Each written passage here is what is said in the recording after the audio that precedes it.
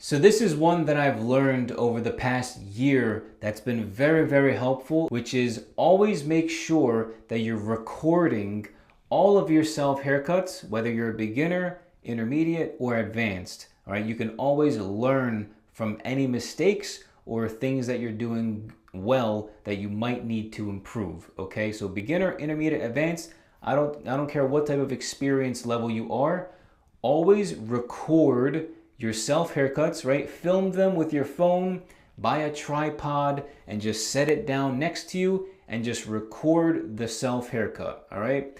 You're gonna use this film, all right? You're gonna watch this film after you're done the haircut and you're gonna say, all right, let's watch the film. Where did I make mistakes? Or what did I do that I could have probably done differently, right? Maybe you're gonna look over your notes that you had throughout the self haircut, and when you're watching the film, you're gonna say, oh shoot, I skipped a step in my notes after watching the film.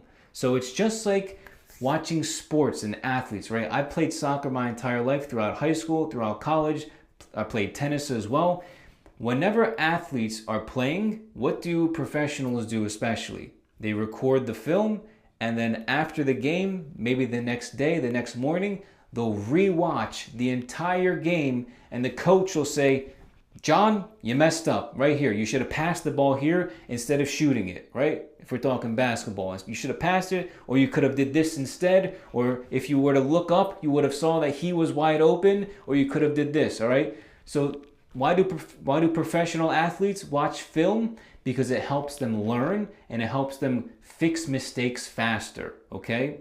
So that's why I want you guys to implement filming yourself haircuts as well, because it's gonna help you learn how you're making mistakes, where you're making mistakes, and getting over them quickly so that you can learn a lot faster and not make these mistakes anymore. So again, always make sure you're always recording the self haircuts up until the point you feel like you don't need to anymore.